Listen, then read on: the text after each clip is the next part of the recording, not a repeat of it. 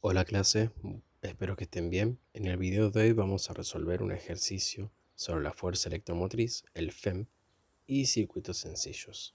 Este es un ejercicio del 25.32 del libro de Física Universitaria de Editorial CERS. El ejercicio nos dice lo siguiente. Considere el circuito que se ilustra en la figura 25.33, en donde el voltaje terminal de la batería de 24,0 volts es de 21,2 volts, y nos pide lo siguiente. Calcular la resistencia interna de R minúscula de la batería y la resistencia R mayúscula del resistor en el circuito. Bien, o sea que tenemos la FEM ideal de la batería, que es de 24,0 volts, pero al medir los bornes vemos que dice 21,2 volts y cuando circula la corriente, donde la corriente, como vemos en el diagrama, es de 4,00 amperios. Vamos a encontrar la resistencia interna y la resistencia externa. Como concepto clave para esta ecuación principal tenemos la fuerza electromotriz, que indica cuánta energía por unidad de carga entrega la batería. Las unidades son en voltios y cuando la batería entrega corriente no toda esa energía aparece en los bornes, sino que también se va perdiendo dentro de la propia batería debido a su resistencia interna. Y esta pérdida interna provoca una caída de tensión interna de magnitud de intensidad de la corriente. Por eso, la tensión que medimos en los bornes, que es el voltaje terminal, es menor. Y con eso podemos decir que la relación entre el FEM, el voltaje terminal, la corriente y la resistencia interna es la siguiente ecuación, donde tenemos el voltaje terminal, que por suerte fue medido, de 21,2 volts, el FEM de la batería, que es de 24,0 volts, la intensidad de la corriente o la corriente en el circuito, que no la conocemos, y la resistencia interna, que no la conocemos. Y para poder utilizar esta ecuación tenemos que hacer un breve despeje, en donde partimos de la ecuación inicial y tenemos que hacer este despeje algebraico paso a paso, en donde tenemos que restar el voltaje terminal de ambos lados y dividirlo por la intensidad de la corriente para aislar o separarlo de la ecuación a lo que es la resistencia, por lo cual la ecuación nos queda de lo siguiente. Y ahora tenemos que sustituir los números haciendo la cuenta dígito por dígito, ¿no? Primero tenemos que restar el numerador y luego reemplazar por los datos. Haciendo los pasos correctos nos da que es 2,8 volts y con eso lo tenemos que dividir con la corriente, que es de 4 amperios. Así que la ecuación nos queda lo siguiente.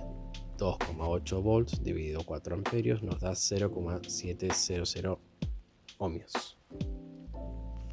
Como interpretación física de este resultado, la resistencia de es igual a 0,700, ¿no?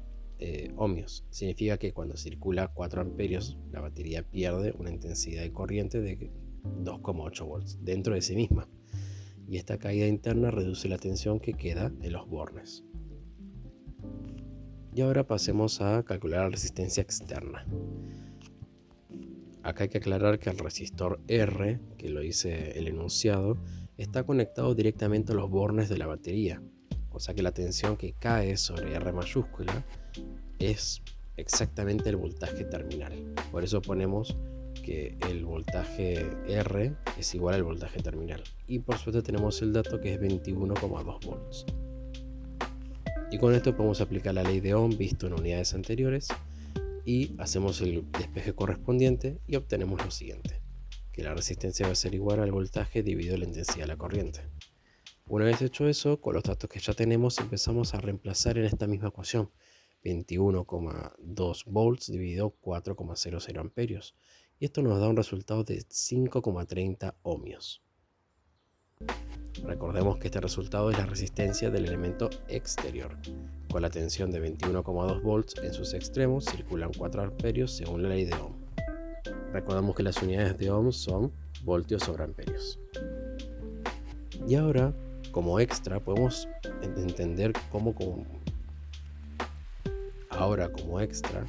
podemos corroborar estos resultados con una comprobación energética, como lo calculamos con las potencias. Esta corroboración sirve justamente para comprobar la consistencia física, en donde la potencia que entrega la batería tiene que ser igual a la suma de las potencias disipadas en la resistencia externa y la interna, lo que llamamos conservación de la energía. Y haciendo los despejes correspondientes de las ecuaciones con sus datos, obtenemos que la potencia total es de 96,0 watts. También recordemos que el watt es la unidad de potencia, o sea que nos dice cuánta energía se transforma o transfiere cada segundo. Por eso cuando calculamos potencia siempre expresamos el resultado en watts, que equivalen a joules por segundo. Y también podemos corroborar mejor en las potencias de cada una de las resistencias, la del exterior como la del interior. Si hablamos del exterior, reemplazando los datos nos da 84,8 watts y la interior nos da 11,2 watts. Si sumamos estos dos, nos da el total, que es 96,0 watts, que ahí tenemos la potencia total. Y esto lo podemos traducir de la siguiente manera. La batería entonces entrega 96,0 watts en total, en donde el 84,8 watts se transforma en calor de la resistencia exterior, o luz si fuera una lámpara, y 11,2 watts se calientan dentro de la batería misma por su resistencia interna, y la energía queda conservada.